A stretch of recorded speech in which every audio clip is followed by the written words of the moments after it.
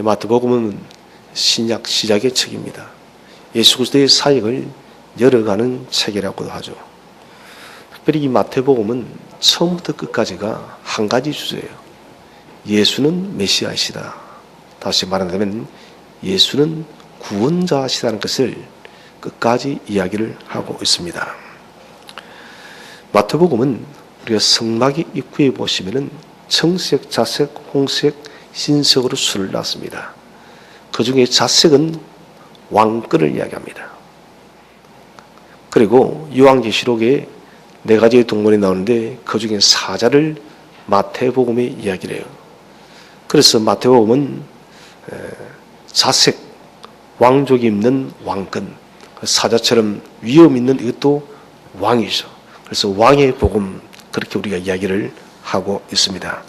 마태복음 1장 1절부터 첫 마디가 아브라함과 다윗의 자손 예수 그리스도의 기업이라 이렇게 기록을 하고 있는데 이것은 마태복음 전체 기록의 목적이 다 담겨 있습니다. 왜 마태가 이렇게 아브라함과 다윗의 자손 예수 그리스도의 기업이라 라고 얘기를 하냐면 이 두 단어 속에 여러분 마태복음의 기록의 비밀이 담겨 있는 것이에요. 우리는 아브라함과 다윗의 자손 엮어서 이야기를 많이 합니다만 이것은 분리를 해야 됩니다. 아브라함을 언급한 것은 하나님께서 아브라함에게 약속했던 그 언약의 성취를 이야기해 주는 것입니다. 창세기 15장에서 무별들을 봐라. 내 후손이 이렇게 많을 것이며 그리고 이 후손 통해서 메시아가 나올 것을 하나님은 약속하셨어요. 그래서 언약의 성취자로서 아브라함이 등장하고 다윗의 이름이 거론이 되는 것은 다윗은 여러분 이스라엘에서 가장 위대한 왕입니다. 특별히 이 마태복음의 수신자가 대부분이 유대인들이기 때문에 이분이 당신들이 나사렛에서 무슨 선한 것이 나온 것이 있느냐? 이 나다넬이 한 말이죠. 선한 것은 뭐냐면 착한 것이 아니라 나사렛에서 무슨 예수가 나타날 수 있느냐? 메시아가 나올 수 있느냐? 이 말인 것입니다. 마태는 이런 모든 것들을 다 감안해서 이 메시아, 우리가 지금 보고 있는 이 예수가 진정한 왕으로서 오셨다는 것을 우리에게 이야기를 하고 있습니다. 그래서 아브라함과 다윗은 언약의 자손이요 왕으로 오신 메시아라는 것을 우리에게 이야기를 해주는 것입니다. 마태복음은 크게 두 부분으로 구분이 되어져요. 첫 번째 전반부는 16장 15절에 16장 20절에 너희는 나를 누구라 하느냐 3년간의 그 제자 훈련이 마쳐갈 즈음에 제자들에게 묻습니다. 너희는 나를 누구라느냐? 선지자 이사야 같습니다. 엘리야 같습니다. 선지자와 같습니다. 여러 말들 하자 베드로가 뭐랍니까? 주는 그리스도시요 살아계신 하나님의 아들이라는 위대한 고백을 하게 되죠. 그리고 전반부는 예수가 누구신가? 마태가 말하고 싶은 것은 예수는 메시아라는 것입니다. 메시아는 기름 부음 받은 자, 우리의 구원을 위해서 인류의 모든 죄를 대속하기 위해서 기름 부은 구속자라는 것이에요. 이것을 마태는 전반부에서 말을 하고 있는 것입니다. 그리고 또 전반부에 수많은 이적과 기사들이 펼쳐지는데 이것은 여러분 그냥 보여주는 것이 아니라 이 이적과 기사들을 보아라. 수많은 선자들이 메시아가 오시면은 이런 기적이 나타난다 하였지 않느냐? 눈먼 자가 뜨게 되어지고 걷지 못한 자가 걷게 되어지고 벙어리가 말을 하게 되시고 귀신이 쫓겨나고 이 모든 것들의 이적과 기사는 예수는 메시아라는 것입니다. 그래서 두 번째 후반부는 16장 21절 이후부터 28절까지입니다. 자, 베드로의 그 위대한 신앙 고백 후에 이제 예수님께서는 당신이 왜 오시는지를 말씀을 하고 있습니다. 그것이 16장 21절에 쓰여진 대로 인자가 많은 고난을 받고 죽임을 당하고 3일 만에 살아날 것을 제자들에게 비로소 나타내시니 그리스도의 십자가의 죽음과 부활을 후반부에서는 집중적으로 이야기를 하고 있다는 것입니다. 특별히 또 우리가 하나 놓치지 말아야 될 것은 마태복음은 예수 그리스도의 사역을 통해서 구약의 성도들이 여러분 애굽에 종살이를 하다가 출애굽을 하듯이 마태복음은 우리에게 영적 출애굽을 가르쳐 주었습니다. 마태복음 2장 15절을 우리 한번 다 함께 읽어보도록 하겠습니다. 2장 15절 시작.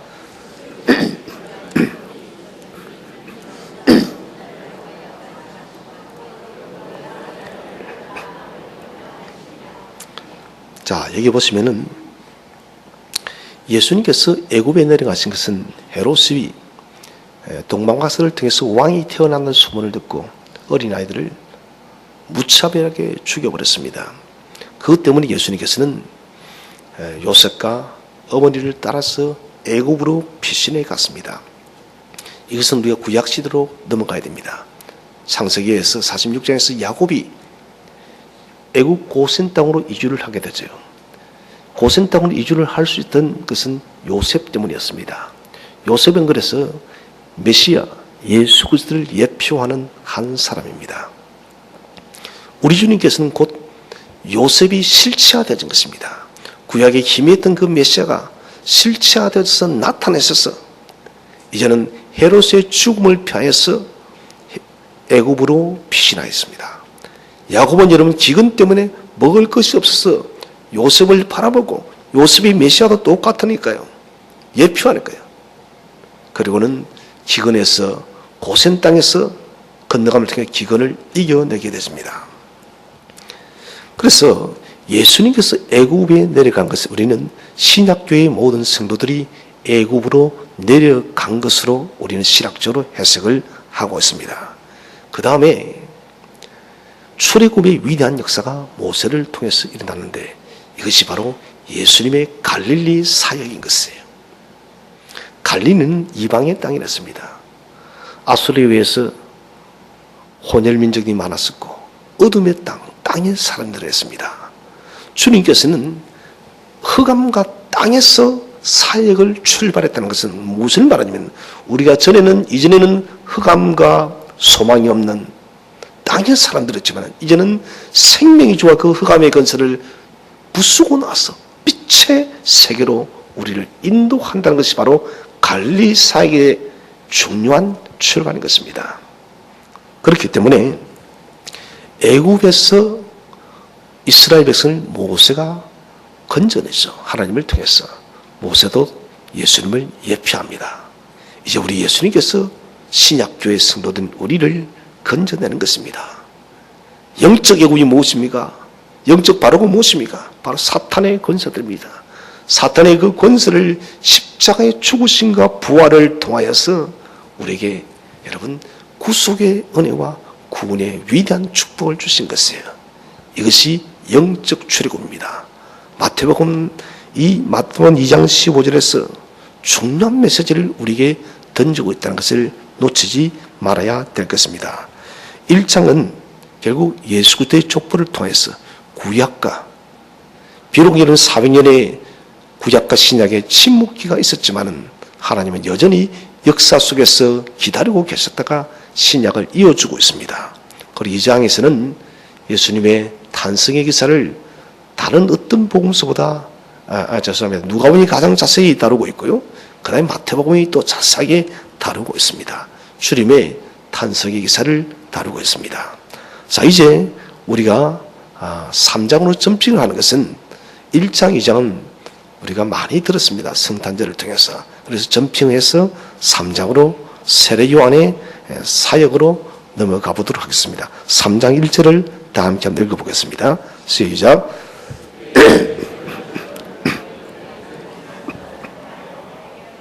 자, 1절은 세례 요한의 전파인데 세례 요한 앞에 여러분 왜 세례를 붙였는가? 우리는 이것을 놓치고 삽니다. 그냥 붙였는가? 성경은 의미 없는 것이 하나도 없습니다. 세례 요한이라는 이름, 요한의 이름에 세례를 붙인 것은 요한의 사역을 한정하는 것입니다. 요한의 사역이 무엇입니까? 주님의 길을 예비하는 것이요. 메시아 길을 예비하는 것이고 하나님 나라를 맞이할 준비를 하게 하는 것입니다. 그 도구로서 사용한 것이 바로 세례와 회개인 것이에요. 그까지가 세례 요한의 사명인 것입니다. 그럼 우리 여기서 한번 질문을 던져봐야 됩니다. 세례 요한이 행하였던 그 세례는 지금 우리가 행하고 있는 이 물세례와 혹은 침례교에서 문에 잠기게 하는 그 침례와 똑같은 것인가? 그렇지 않습니다. 이것은 많은 내용이 다릅니다. 그것은 우리가 그만큼 이스라엘의 사회와 풍습과 문화들을 알지 못했기 때문에 발생한 오해인데요. 세례 요한이 주었던 이 세례는 지금 우리가 준 하나님의 자녀다는 것을 내가 믿음으로 이제는 공의 앞에 선언하고 이제는 내가 하나님과 예수님과 함께 살겠다는 그런 세례의 의미보다는 이것은 정결 예식이었어요. 이스라엘 백성이 자신의 몸이 부정하게 되면은 정결 예식을 반드시 가졌습니다. 그들을 정결례라고 합니다. 이것을 터빌라라 합니다. 음식을 먹을 때도 그들은 반드시 손을 씻고 정결을 굉장히 중요시 여깁니다.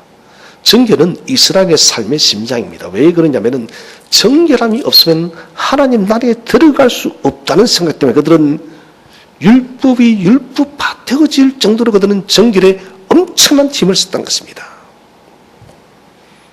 그래서 요단강에 들어갔다는 것은 내가 정결해진 것다는 것을 외적으로 선포하는 것입니다.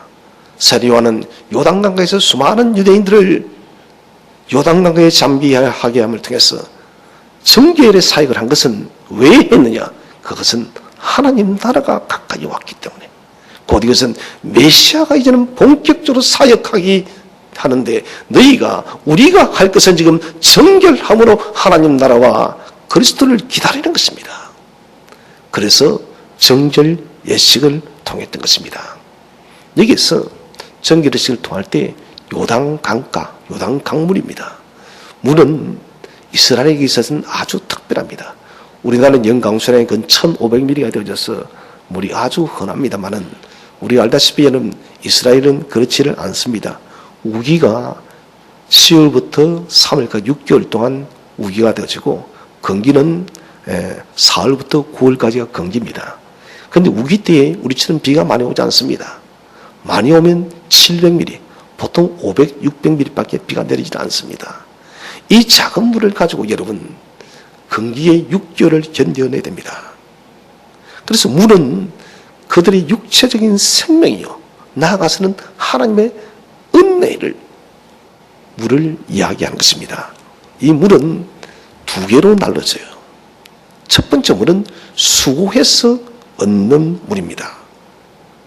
웅덩이를 팝니다. 그리고 우물물을 받습니다. 우리 알다시피 이삭이 우물물을 많이 받습니다. 이처럼 수고해서 파는 물을 갖다가 우물물입니다. 비가 많이 오는 것은 웅덩이를 말지에서 크게 팝니다. 요셉이 웅덩이에 빠졌을 때 스스로 올라오지 못한 이유가 바로 그거예요. 우기 때에 갈릴리 북부 지역에는 여러분 비가 많이 옵니다. 그 비를 갖다가 큰 웅덩이를 파서 물을 가둬 넣는 것이에요. 그런 6개월을 갖다가 건기 때에 살아가는 것입니다. 비가 우기 때도 별로 오지 않는 지역은 어떻게 하느냐? 우물을 파야 되는 것입니다. 우물이 파기 힘든 것은 우리처럼 흙이 많다면 괜찮은데 그렇지 않다는 것이 문제입니다. 대부분이 석회암 돌덩어리입니다. 돌을 여러분 150m, 200m까지 파고 들어가야 되는 것입니다. 그 파고 들어가서 물이 솟아나면 괜찮은데 물이 솟아나지 않으면 그 끝이 나는 것이에요.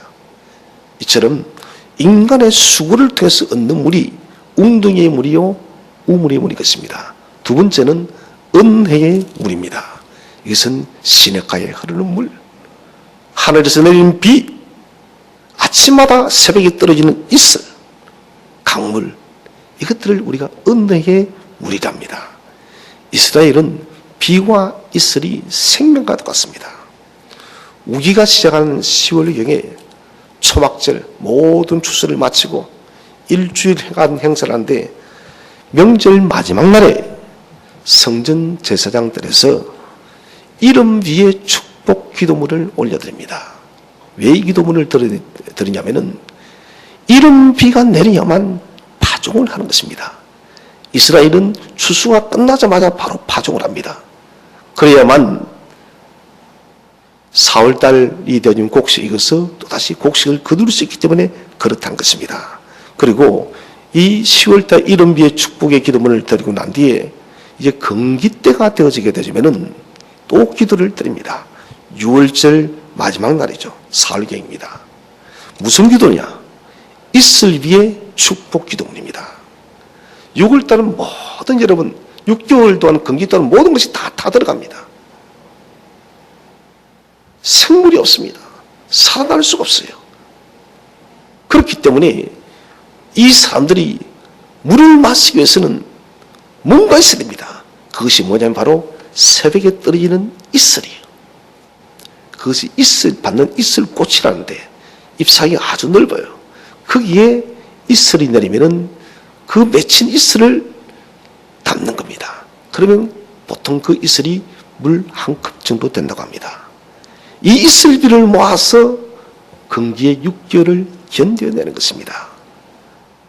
자, 이렇게 바라본다면 물이란 것은 이스라엘에게서는 생명이요 하나님의 은혜입니다. 수고를 통해서 얻는다 할지라도 하나님이 비를 주지 않으면 끝이에요. 웅내기는 파놓으면 못합니까? 우물을 파면 못합니까? 물이 없으면 끝이에요. 건기 때 하나님께 이슬비를 내려주지 않으면 끝이 나는 것입니다. 그래서 물은 생명이요 하나님의 전적인 풍성한 은혜를 이야기합니다. 그렇기 때문에 세례 요한이 요단강에서 이스라엘 백성을 여러분 정결 예식을 그랬던 것은 너희는 하나님의 은혜 안에 머물라는 것입니다. 하나님의 은혜 안에 머물려만 생명이 있다는 것이에요. 은혜를 벗어나면 죽는다는 것이에요. 살아서 여러분, 우리도 이런 훈련을 해야 됩니다. 은혜 안에 머무는 훈련을 해야 됩니다. 언제가 제가 말씀드렸어요. 설교는 수명이 40년 된다 했습니다. 그런데 그는 40년을 더 살 수가 있습니다. 40년을 더 살기 위해서는 혹독한 고통이 따릅니다. 40년 동안 살아면서 자랐던 기나긴 털, 날는데 너무너무 무겁습니다. 이 날개털을 다 뽑아야 됩니다. 그 다음에는 사냥하기에 너무나도 길어버린 발톱. 여러분 발톱을 뽑아본 적이 있습니까? 고문 안 당해봤으면 뭐 알 수 있겠습니까? 저는 그러나 발톱을 큰 나무짝에 찍혀본 적이 있어요. 지금도 저 발톱은 갈라져서 놉니다. 얼마나 아프든지. 그런데 이 손기가 부리를 가지고 여러분 자기 발톱을 다 뽑아냅니다. 그리고 마지막으로 그 긴 부리를 바닥에 찍어서 다 부숴버려요. 얼마나 고통스럽습니까? 그리고는 새로운 털이 나고 새로운 발톱이 나고 새로운 부리가 자라나면 다시 40년을 사는 것입니다. 무슨 말합니까? 여러분, 더 산다는 것은 우리가 잘라내야 됩니다. 다시 말하면 우리가 정말 하나님의 은혜 안에 우리가 가기를 원한다면 불필요한 것을 잘라내야 돼요. 불필요한 것들이 우리에게 쌓여졌으면 우리는 하나님의 은혜에 갈 수가 없습니다. 내 말이 불평이 되어지고 내 삶이 감사가 없고 모든 것이 부정적이에요. 여러분 이렇게 되어지면 우리는 은혜 안에 갈 수가 없습니다. 돋보기가 여러분 초점이 작아지면 작아질수록 강렬한 일을 내듯이 저와 여러분 모든 관심은 하나님의 은혜의 강물 속에 집중하시기를 바랍니다. 여러분 은혜의 강물에 집중해야 돼요. 그리고 사도 요한이 세례 요한이 외치던 장소가 유대의 광야예요. 광야는 단순한 것이 아닙니다. 그냥 허허벌판 그런 개념이 아니라는 것이죠. 이스라엘이 출애굽했을 때 하나님과 40년 동안 동거동락했습니다. 40년 동안 하나님은 의복이 헤어지도 않게 했었고 신발이 닳지도 않게 했었고 매일마다 만나를 내려서 줄이지도 목마르지도 않게 하시고 입히고 먹이시고 거하게 하신 하나님이 있습니다. 그래서 유대 랍비들은 광야를 이렇게 부릅니다. 하나님과 이스라엘 백성의 신혼의 장소라고. 그들은 지금도 기도할 것이 광야로 나가서 고독하게 하나님을 찾는다는 것입니다. 오늘 세례 요한이 여러분 왜 그가 광야에 머물렀을까요?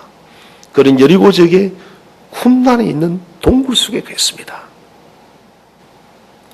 왜 그 광야에 그랬을까요? 그는 제사장의 아들입니다. 좋은 곳에서 살 수 있습니다. 그럼에도 불구하고 그가 광야에서 살았던 것은 자신을 부르신 하나님의 그 부름의 목적에 완전히 집중하기 위해서 나시린으로서 구분된 삶을 더 완벽하게 살아 주님의 길을 준비하기 위해서 그런 고난의 길을 선택했다는 것입니다. 광야는 수많은 위험이 도사립니다. 그것은 세례요한도 많이 경험을 했을 것입니다. 그러나 이 광야에서는 하나님의 음성을 듣는 것이고 하나님의 인도를 받는 것이에요. 출애굽기 때 40년 동안 이스라엘 백성들은 끊임없이 장막을 쳤습니다. 초막절처럼 초막을 친 거예요. 그들은 여러분 그곳에다가 아파트를 세우지 않았습니다. 그곳에서 웅장한 여러분 빌라를 아파트보다 더 좋은 게 뭐 있습니까? 우리가 상상하는 위대한 어떤 호텔을 세운 것도 아니에요, 여러분. 다시 말해 바벨탑을 쌓지 않았다는 것입니다. 초막은 장막은 가장 약한 것입니다. 짐승이 섞여가면 그대로 사람이 어떻게 할 수가 없습니다. 폭풍과 비바람이 몰아치면 여러분 장막은 언제 날아갈지 모릅니다. 그럼에도 불구하고 장막을 친 것은 우리는 하나님을 의지합니다는 것이에요. 하나님 우리는 이곳에 아파트 짓지 않습니다. 하나님 우리는 이 땅에 큰 호텔 짓지 않습니다. 이 말인 것이에요. 그런데 우리는 지금 거꾸로의 삶을 삽니다. 이 땅에 너무 높은 바벨탑을 좀 쌓고 살아갑니다, 여러분.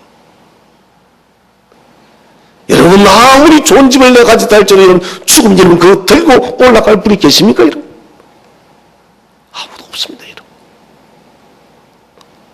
아무리 좋은 차를 찬다 할지라도 그거 들고 여러분 올라갈 수 아무도 없어요. 아무리 높은 권세 가졌다 할지라도 그 사람이 그 권세 가지고 하늘 갈 수 있는 것은 아닙니다. 우리는 여러분 유대의 광야의 빈들에 선 세례요한의 모습을 보면서 좀 오늘부터 여러분 이 땅에 좀 심는 것들을 좀 줄이시기를 바랍니다, 여러분. 초막을 지었어요, 여러분. 장막을 지었어요. 무슨 말입니까? 주님 나는 이 장막 안에서 살아가는데 주님 은혜를 통해서 주님은 살아가고 싶습니다, 여러분. 그게 성도예요. 내 힘으로 이런 바벨탑을 쌓고 내 돈으로 무엇을 만든 것을 여러분 다 내 것이에요. 그 사람에게는 하나님 은혜가 없습니다. 초막의 인생이 무엇입니까? 전적으로 주님만 의지하는 것입니다. 당신이 인도하셔야 됩니다.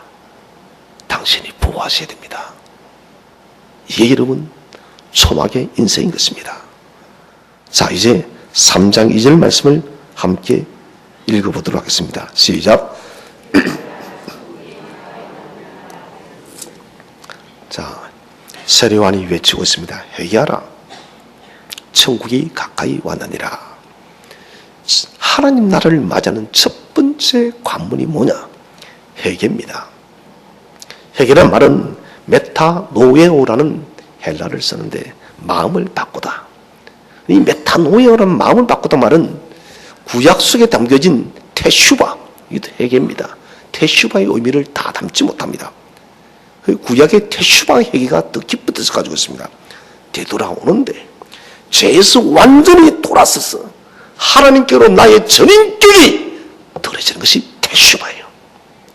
다시는 죄의 길에 서지 않는 것이 테슈바라는 것입니다.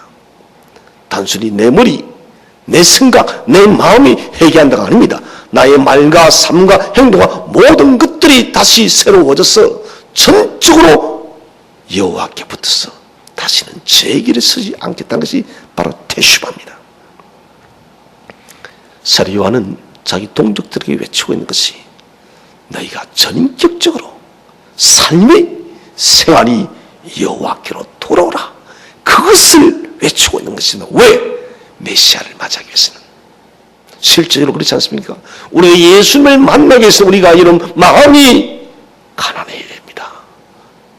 마음이 가난해. 내 마음이 세상 물질로 부유해진다면 우리는 주님을 모셔드릴 수가 없는 것입니다.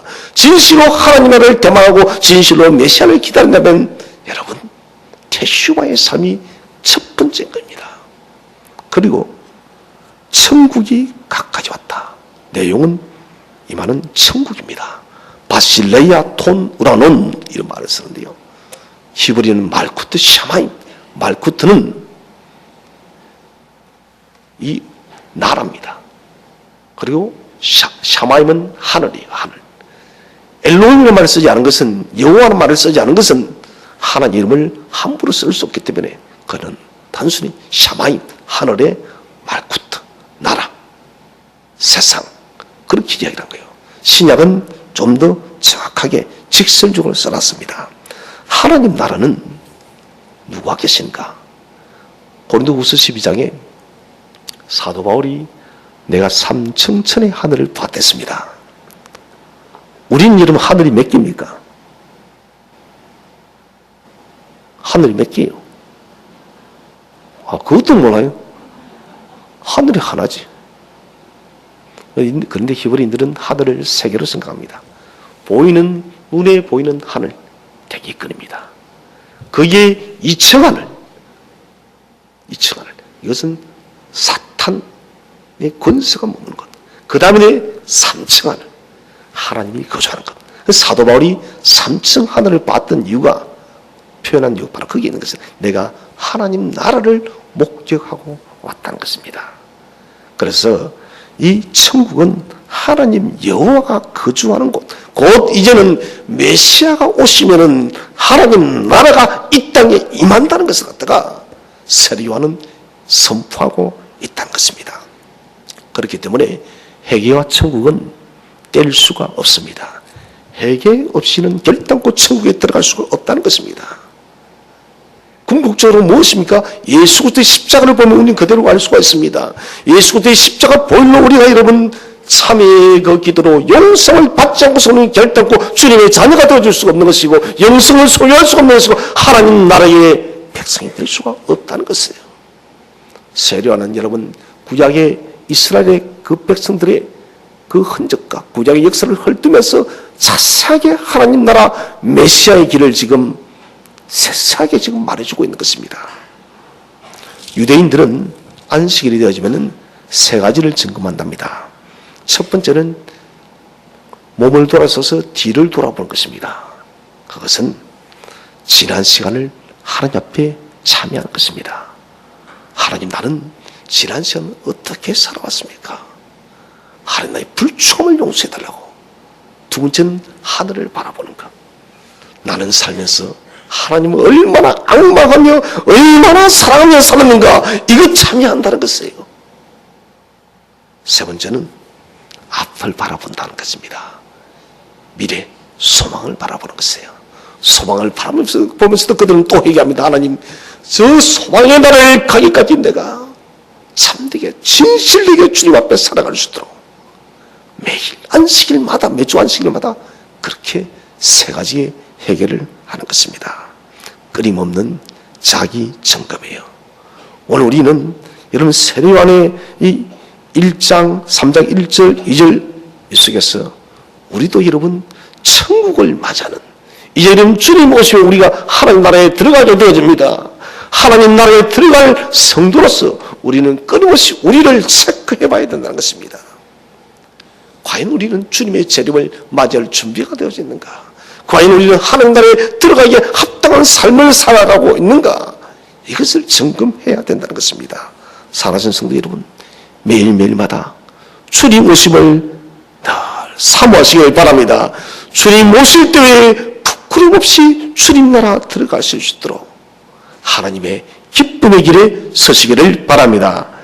계속해서 우리 말씀을 읽어보겠습니다. 3장 3절입니다. 3장 3절 시작. 그는 선지자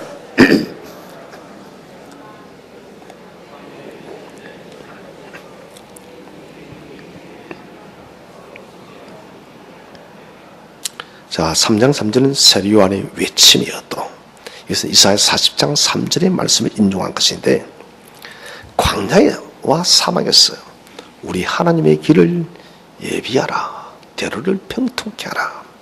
자, 오늘 보면은 주의 길을 준비하라. 주의 길을 곧게 하라. 세례 요한의 사명입니다. 근데 이것은 이사야 선지자를 통해서 구약에 예언되진 말씀인데 이것은 두 번 성취가 됐습니다. 1차 성취는 이스라엘이 70년 동안 바빌론에서 포로 생활을 마치고 난 뒤에 여호와 하나님이 대장이 되셔서 이스라엘 백성을 이끌고 스룹바벨과 함께 예루살렘으로 돌아오는 것입니다. 그때 누가 이 길을 예비했느냐? 바로 고레스 왕입니다. 메대와 파사의 왕이 고레스가 여러분 하나님의 감동을 받아서 이스라엘의 모든 성전 기물들과 이스라엘 백성들이 너희들이 원하면은 고국 땅으로 다 가라고 고레스가 그 길을 예비했다는 것입니다. 그래서 하나님은 고레스는 나의 종이라는 표현을 쓴 것입니다. 2차 성취는 오늘 지금 만나고 있는 세례 요한입니다. 마치 구약의 고레스처럼 세례 요한은 빈들에서 주님이 오실 길을 지금 예비하고 있다는 것입니다. 너희가 정말 메시아를 만나기를 원한다면, 너희가 정말 하나님 나라에 들어가기를 원한다면 주의 길에 설 수 있도록, 주님 맞이할 수 있도록 진정한 마음의 준비를 하라는 것이에요. 오늘 우리가 보시면은 너희는 주의 길을 준비하라. 여기 길이 한번 나오고요. 밑에 보면 그가 오실 길을 곧게 하라. 길이 두 개 나오는데 이 길은 다 다른 길입니다. 먼저 주의 길, 이것은 호돈이란 말이에요. 호돈. 단수로 쓰고 있습니다. 오직 한 길입니다. 이 말은 주님께서 이 땅에 오시는 길은 오직 한 길이라는 것입니다. 그게 뭐냐? 성령으로 동정자에게 잉태되어서 계시도록 예루살렘 베들레헴에서 태어나는 것. 오직 한 길만을 통해서 언약의 말씀대로만 그대로 태어난다는 그 의미 속에서 한 길을 쓰고 있습니다. 성육신의 길은 두 길이 있을 수가 없는 것입니다. 오직 하나님이 계획하신 한 길만을 통해서 주님은 이 땅에 오신 것입니다. 그 다음에 그가 오실 길은, 이것은 복수입니다. 트리푸스란 말을 쓰는데 길들입니다. 정확하게 번역하자면 하자면 그가 오실 길들을 곧게 하라. 이 트리푸스는 오솔길이에요. 오솔길. 오솔길은 여러분 10갈래 길을 말해하고 있습니다. 주님이 오시는 길은 한 길이었는데 한 길 오신 그분이 오솔길처럼 당신이 오심을 통해서 수많은 사람들 속에 찾아간다는 것입니다. 그것이 여러분 오순절 성령 임함을 통해서 주의 그 생명의 복음이 수많은 사람들에게 찾아가게 되었고, 지금 여러분 75개 인구 중에서 이런 무려 75%의 사람들에게 주의 이 생명의 길이 증거가 되어지고 전파되어졌다는 것입니다. 그래서 이 길은 두 가지 길입니다.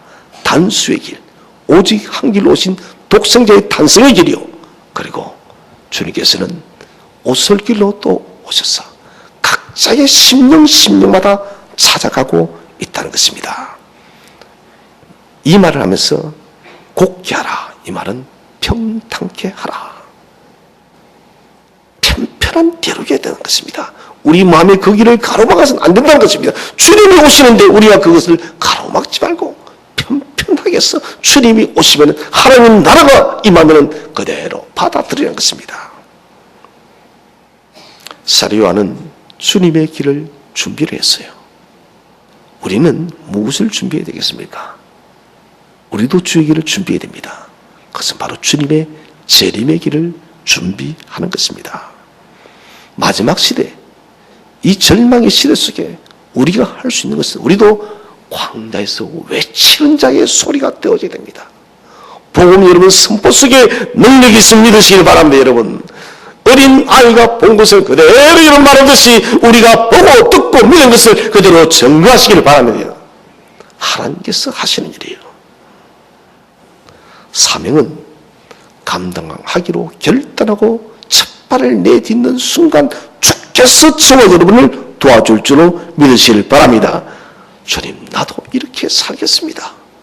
그렇게 결단하고 우리가 흐름을 떼는 순간 주님이 동행한다는 것입니다. 자, 그 다음에 이제 3장 4절을 다 함께 읽어보겠습니다. 시작. 이 요한은 낙타털 옷을 입고 허리에 가죽띠를 띠고 음식은 메뚜기와 석청이었더라.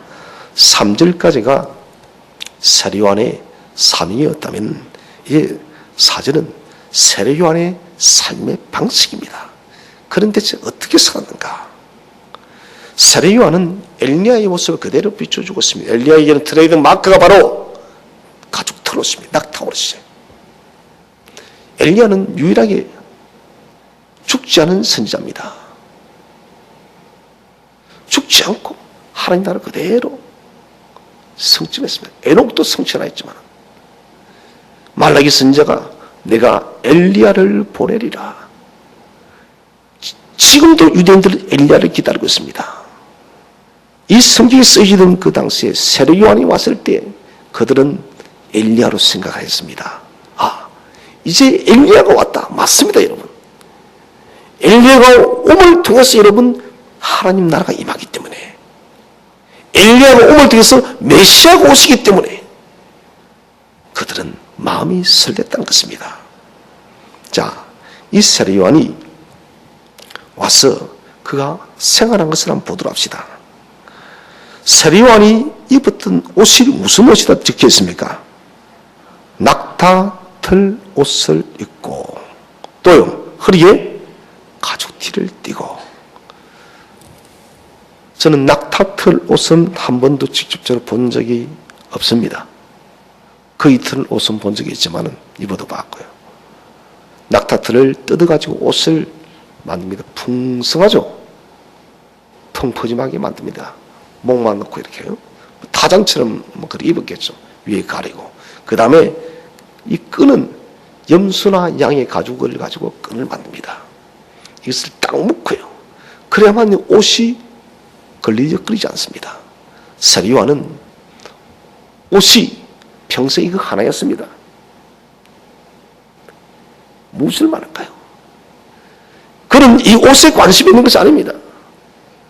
허리띠를 맨 것조차도 무엇 때문에 주님의 사역을 효과적으로 감당하기 위해서 뛰어다니기 위해서 이곳저곳으로 다니면서 주의 복음을 전하기, 주의 길을 준비하기 위해서 그는 모든 것까지 철저하게 다 잘라내버리고 낙타털 옷 하나와 가죽띠를 두르고 그는 자신의 사역을 감당했다는 것입니다. 낙타털 옷은 누가 입는가? 여러분, 가장 가난한 사람. 누가 입는다고요? 가장 가난한 사람. 그래서 세례 요한 옷이 여러분 좋은 옷입니까? 그러면은 우리 낙타털 옷 하니까 그 좋은 가죽 옷이네. 아니 여러분, 정말 가난한 사람들이 입는 옷이 낙타털 옷입니다. 세례 요한의 의복은 소박함과 아니 검소함 밑에서 철저하게 여러분 가난한 자의 삶을 산 것이에요. 그 다음에 세례 요한이 먹은 음식이 뭐라 했습니까? 메뚜기와 석청. 저도 어릴 때부터 설교를 많이 들으면서 메뚜기와 석청을 설교를 들으면서 세례 요한은 하나님께서 예비하셔서 참 하나님께서 광야에 살았지만 엄청난 영양간 식사를 주셨다고. 여러분 그렇지 않습니까? 메뚜기와 꿀이 여러분 보통이에요. 아주 고단백질에 몸에 좋은 것만 됐습니다. 과연 여러분 세례 요한이 메뚜기와 벌꿀을 먹었을까요? 제가 질문을 한다면 안 먹었겠다 이 말이겠죠. 한번 생각해 봅시다. 메뚜기를 히브리어로 하루브랍니다. 그런데 이 하루브란 말은 또 하나 더 있습니다. 지음나무 열매를 하루브랍니다. 그래서 이스라엘 사람들은 지음나무를 메뚜기나무라 해요. 메뚜기도 하루보요. 지음나무도 뭐라고요? 하루보요. 똑같은 이름입니다. 그리고 세례 요한이 사역하던 이 유대 강야는 세례 요한은 이 여리고 사해 바로 위에 있는 여리고에 주로 거했습니다. 다 광야지대죠. 그리고 유대 강야는 바로 예루살렘 뒤쪽으로 동쪽으로 있습니다. 중요한 것은 세리완이 사역하는 곳에는 메뚜기가 거의 없었습니다. 있기는 있었지만은 소수입니다. 먹고 살 만큼 메뚜기가 없다는 것입니다. 그럼 빈들에서 어릴 때부터 그랬는데 어떻게 그러면 세리완이 그 메뚜기를 한두 마리 먹고 살겠습니까? 이것은 사실 불가능한 일이에요. 그럼 무엇을 먹었느냐? 지엄나무 열매를 먹은 것이에요. 하루 똑같은 하루입니다. 지엄나무 열매를 먹은 것입니다. 지엄나무 열매는 이스라엘 백성에게는 특별한 것입니다. 왜 그러냐? 정말 먹을 것이 없을 때 가난한 사람이 먹는 것이 지엄나무 열매예요. 저는 보릿고개를 겪어보지 않았지만 우리 연세가 많으신 분은 보릿고개를 겪어보셨을 것입니다. 보릿고개 때 이런 사람들이 무엇을 먹습니까? 먹을 것이 없으니 소나무 뿌리, 풀, 별것을 다 먹습니다. 소위 여러분 지엄나무 열매를 먹는다는 것은 우리나라가 보릿고개 때 소나무 뿌리를 삶고 풀을 갖다 뽑아서 먹는 것 똑같다는 것입니다. 지엄나무 이것은 하루는 가난과 궁핍을 이야기합니다. 메뚜기를 먹었다 안 먹었다? 안 먹었습니다 여러분. 없으니까요. 지엄나무 열매를 먹었던 것입니다. 가난과 궁핍이에요. 또 그가 석청은 도리에 있는 벌꿀을 말합니다. 여러분 벌이 꿀을 만들기 위해서는 반드시 무엇이 있어야 됩니까? 꽃이 있어야 돼요. 그런데 광야에는 꽃이 거의 없습니다. 꽃이 없어요. 벌이 꿀을 만든 꽃이 있어도 꽃이 없다는 것입니다. 그러면 대체 석청 도리에 붙은 꿀이란 무슨 말이냐? 이스라엘은 꿀이 세 가지가 있습니다. 첫 번째는 종려나무 꿀. 이 꿀이 아니라 종려나무 단물이에요. 잠깐. 종려나무에서 나오는 단물. 두 번째는 벌이 만드는 벌꿀. 세 번째는 지엄나무에서 나오는 단물. 야곱이 바로에게 여름 선물을 보내주게 그 특산물 보낸 게 바로 지엄나무 단물입니다. 이 중에 가장 많이 흔하게 사용되어졌던 것이 바로 종려나무 단물입니다. 그러면은 이것이 어떻게 종려나무가 돌 사이에 끼게 되어졌느냐? 그것은 레위기 23장 22절을 우리 한번 다 함께 읽어보겠습니다. 시작.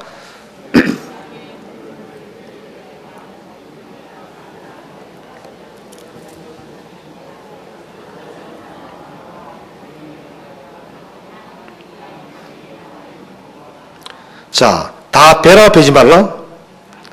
떨어진 거 주워라 줍지 말라. 남겨두라 남겨두지 말라. 남겨두라. 누구를 위해서요? 가난한 자와 고아와 가부를 위해서. 이것을 폐하법이랍니다. 폐하법. 폐하법.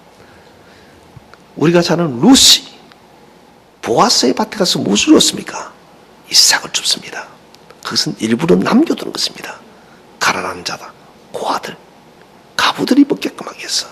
이 폐하법은 곡식뿐만 아니라 모든 과일에게도 폐하법이 적용이 되어졌습니다.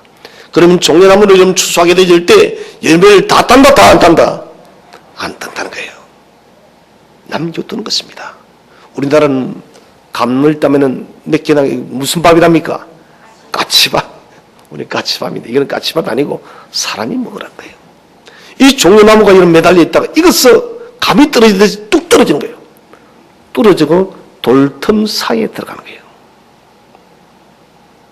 이것이 여러분 석청이라고 번역되어진 말입니다. 이것은 정확하게 종려나무 시럽, 종려나무 단물을 말하는 것입니다.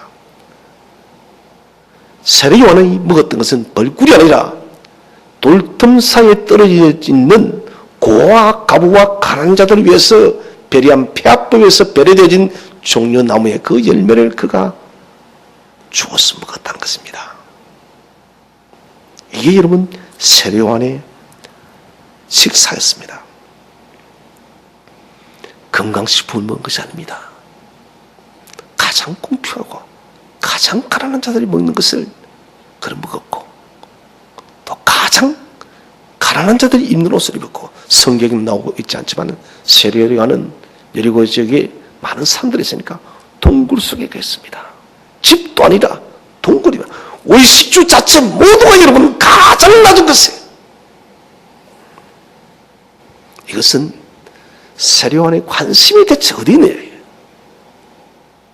세례요한은 이 땅에 관심이 없습니다. 자신을 보내신 하나님의 그 부름의 목적에 모든 에너지를 다 쏟고 있습니다. 그래서 모든 불필요한 것들을 다 잘라버린 것입니다. 여러분, 우리가 돈을 많이 벌고 좋은 집에 살고 좋은 차를 몰면 우리 신앙이 좋아질 것까지 천만의 말씀입니다. 우린 중세기를 잊지 말아야 됩니다. 교회 사적으로 가장 힘들었던 때가 어두웠던 때가 바로 중세시대입니다. 교황에 걸리기 여러분 왕에 걸리기보다 더 앞서던 때입니다. 한 유명한 여러분 사제가 말을 합니다. 교부가 교황이시여, 우리에게는 우리 교회는 은과 금은 차고 넘치지만 나사렛 예수의 능력은 사라진 교회입니다. 여러분, 사랑하신 성도 여러분, 저는 세례요한처럼 그렇게 살라고 말하지 않습니다. 그렇게 가난하게 살라고 말하지 않습니다. 그러나 욕심은 부리지 마시기를 바랍니다. 너무 여러분 탐욕하지 마시기 바랍니다. 탐욕하다 보면 그것이 여러분 사망이 오게 되시고, 욕심을 쫓다 보면 결국 우리는 부름의 목적을 잊어버립니다. 인생은 세 번의 초청이 있어요. 첫 번째는 구원에 대한 초청, 두 번째는 사망에 대한 초청, 세 번째는 천국에 대한 초청입니다. 우리는 구원에 대한 초청에 응답했습니다. 이제 남은 것은 우리가 사망에 대한 초청에 응답해야 된다는 것입니다. 사망에 대한 초청에 우리가 응답하지 않으면 우리 인생의 목적을 잊어버려요. 빅토르 유고의 그 유명한 소설 장발장에 이런 글이 적혀 있습니다. 나는 죽는 것이 하나도 두렵지 않다. 내가 두려운 것은 사명을 위해서 살지 못한 것이 나는 너무 두렵다는 것입니다. 여러분, 이 사람은 정말 인생이 무엇인지를 아는 사람입니다. 여러분, 이 땅에 얼마나 많은 것을 가지느냐, 이게 중요한 것이 아닙니다. 주님이 주신 사명이 무엇인지를 다시 한 번 더 발견하시기를 바랍니다. 그리고 사명자의 삶을 살기 위해서는 세례요한의 여러분 검소함과 단순함을 배우시기를 바랍니다. 이 땅에 여러분 아무리 많은 것을 쌓아놔도 들고 갈 사람 아무도 없습니다. 단순화시키시기 바랍니다. 많으면은 많은 것을 나누시기를 바랍니다. 복음을 위해서 쓰시기를 바랍니다. 우리의 인생의 목적을 잘 붙들고 목적을 성취하기 위해서 세상의 삶을 단수하여 하나님께서 우리에게 맡기신 모든 일들을 주님이 큰 기쁨으로 기뻐하실 수 있도록 다 잘 감당하는 우리 모두 되시기를 주의 이름으로 축원드립니다.